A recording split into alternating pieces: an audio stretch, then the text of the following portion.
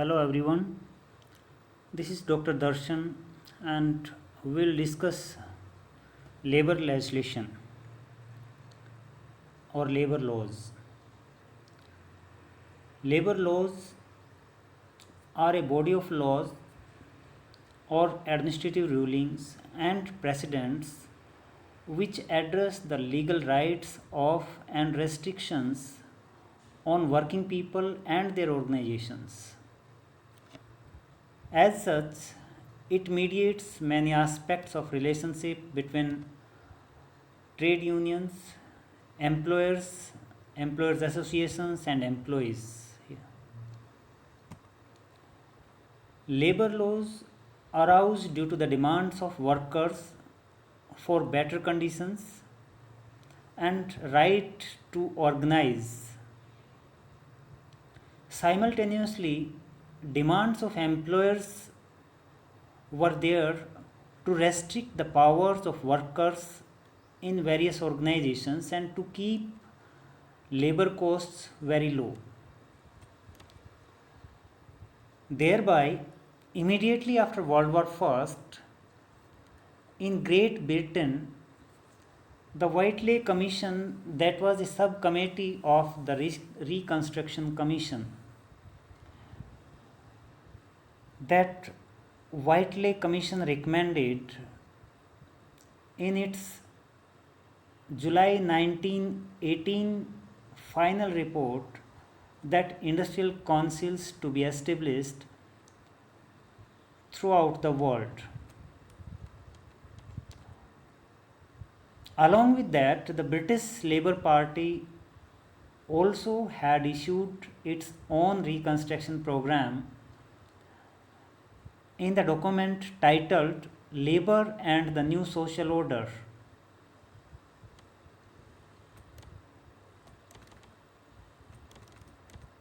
And resultantly, the ILO emerged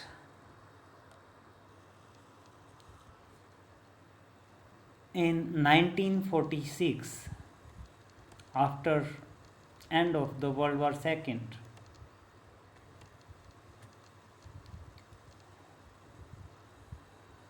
If we see the evolution of labor laws in India,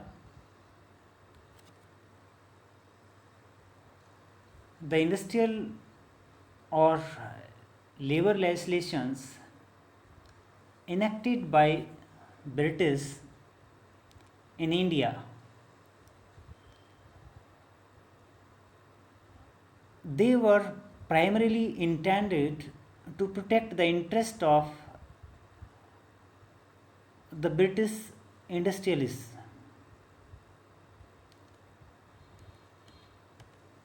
And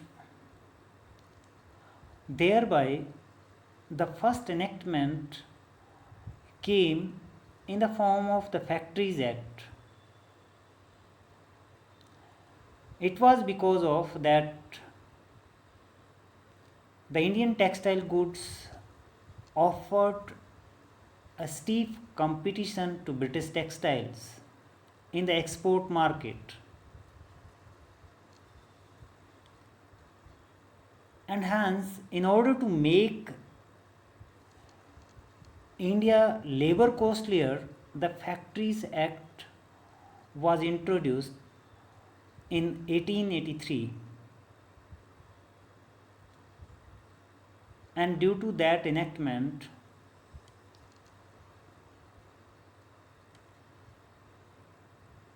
in India, the first stipulation of 8 hours of work, abolition of child labor, and restriction of women in night employment, and the introduction of overtime wages for work beyond 8 hours were introduced.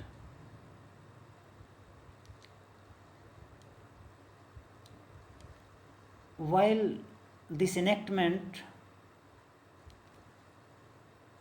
was clearly welfareist, but the real motivation of Britishers was undoubtedly protectionist. The earliest Indian statute to regulate the relationship between employer and his workman was Trade Dispute Act 1929.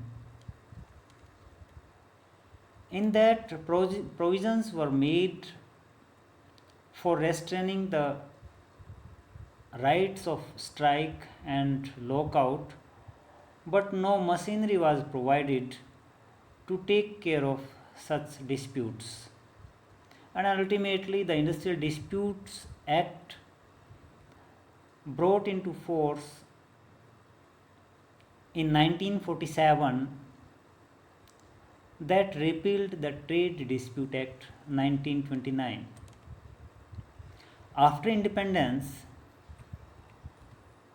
we have made various constitutional provisions with regards to labor legislation, and the relevance of the dignity of human and human labor, and the need for protecting and safeguarding the interest of labor as human being.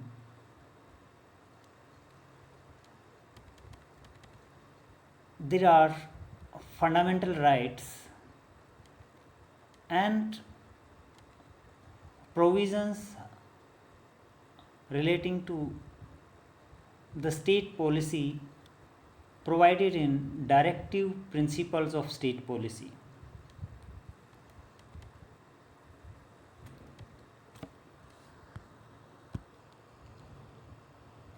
Thus, while defining labor legislation, these are used to cover all the laws which have been enacted to deal with the employment and non employment, wages, working conditions, industrial relations, social, economic security, welfare of employees in the industries. It means labor legislation covers wider area of the work in the industries. Labor laws are a body of laws, administrative rulings which address the relationship between and among employers, employees, and labor organizations. Now, coming to the objectives of labor legislation, that by the meaning of labor legislation, we can understand that labor legislations are meant for to protect workers from exploitation, to define service conditions clearly, to improve and regulate working conditions, to ensure regular payment of wages, means workers must be remunerated regularly for their work, to promote cordial industrial relations, to preserve health, safety, and welfare of workers, to protect the interest of working women and children, to maintain dignity of employees as human beings, to provide protection of weaker section, to provide the rights of collective bargaining,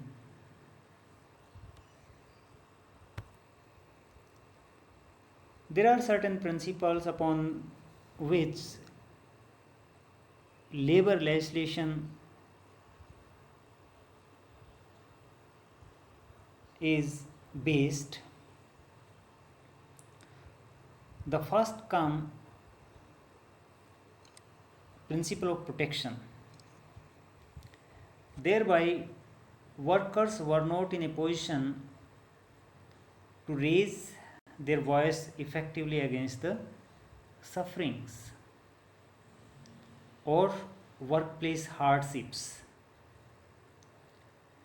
The enactments of labor legislation protects the workers against the atrocities of the employers.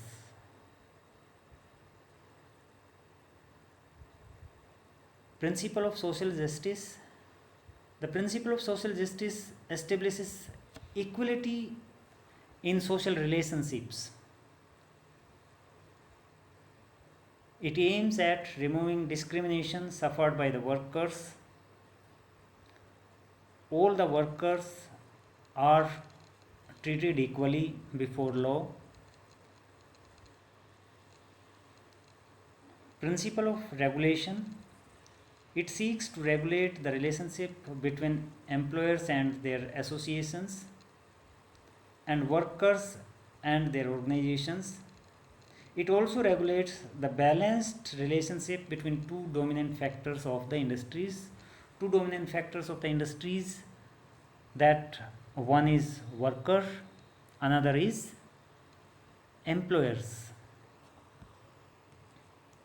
Principle of welfare. It promotes certain basic amenities to the workers at their workplace and uplift living standard of workers' families. In those basic amenities, we'll have canteens at their workplace, proper washing rooms are provided, appropriate temperature and humidity level is provided,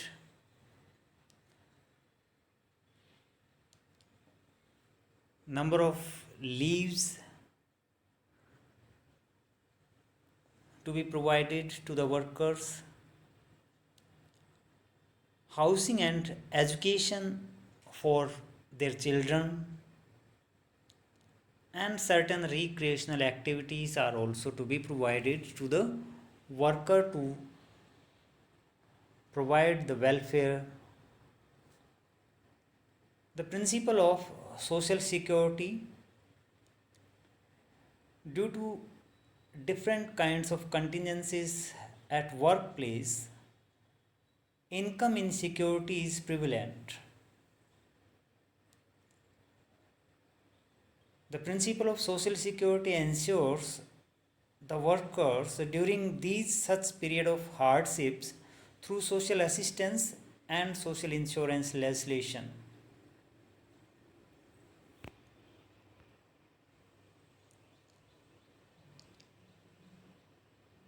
Forms of labor legislation. On the basis of these given principles and discussed objectives, there are certain number of forms of legislation under which we are studying different enactments or different acts relating to labor legislation.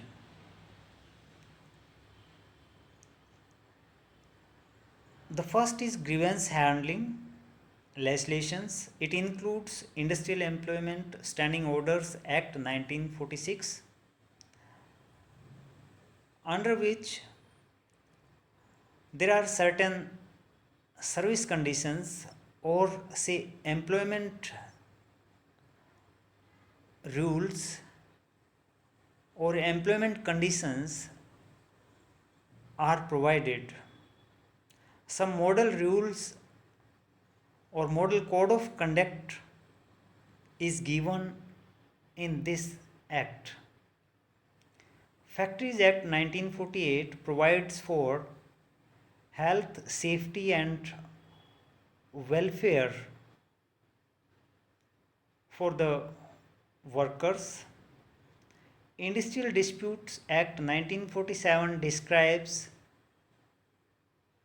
the ruling relating to relationship between and among employees, employers, and their organizations. Social security legislation, under which workers are provided social security and social assistance, or they are insured against certain injuries or incapacity of earning. Workmen's Compensation Act 1923, Employees State Insurance Act 1948, which are providing certain laws, certain provisions about the injuries or accidental cases of the workmen, and describes compensation on certain injuries or such kind of mishaps which are somewhere disabling the worker to earn as naturally he was to earn. Employees Provident Fund and Miscellaneous Provisions Act 1952, which provides for social assistance during and after the working tenure or service tenure. Maternity Benefit Act 1961, which provides some kind of social security to the women worker during her maternity period, like leaves and other wage benefits. Payment of Gratuity Act 1972, which provides for again some social assistance after leaving the organization. Regulatory legislations, those are regulating employee-employer relations. The Trade Unions Act 1926, the Industrial Disputes Act 1947, and Industrial Employment Standing Orders Act 1946, which are providing employment relations, which are providing rules and regulations relating to employment, relating to disputes and resolution of disputes, and it regulates certain behavior on the part of employees organization and employers association. Protective and employment legislation again covered under the Factories Act 1948, which is providing for, say, relating to working hours, overtime, working conditions, and welfare provision and safety and health measures to be taken by the employer for the employees. Payment of Wages Act 1936 prescribed certain rules to provide wages, to give wages in an appropriate manner at an appropriate time after completion of the work to the workers. Minimum Wages Act 1948 provides for to give wages to the workers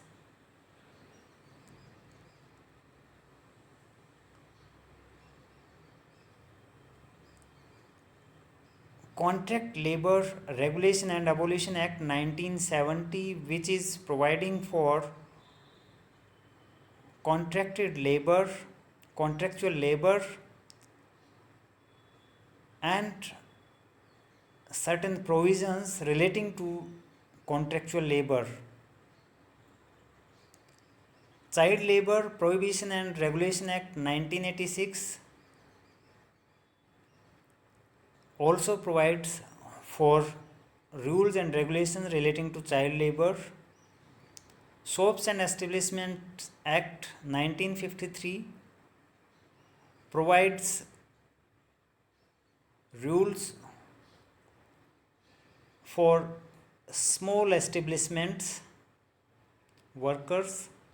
Mines Act 1952 provides safety, health, and welfare measures for mine workers. Plantation Labor Act 1951 provides health, safety, and welfare measures for plantation labor. Motor Transport Workers Act 1961 is also providing for protective and employment rulings under these industries. In conclusion, we can say that the labor sector addresses multidimensional socio-economic aspects which are influencing welfare, productivity, living standard, and social security of labor force. And a participatory planning process is an essential precondition for ensuring equity as well as accelerating the rate of economic growth. While addressing the concern of equality in a sustainable manner, it is imperative to ensure significant improvements in the quality of labor, productivity, skill development, working conditions, and to provide welfare and social security measures.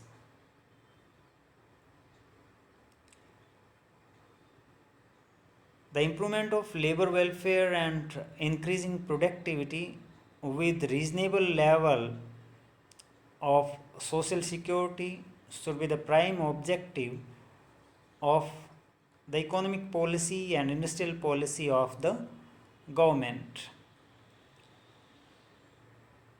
Here we conclude the session, and in our next video we'll discuss industrial relations, its meaning, nature, and whole anatomy of industrial relations. Thank you very much. Please subscribe, share, and like my channel. Thank you very much.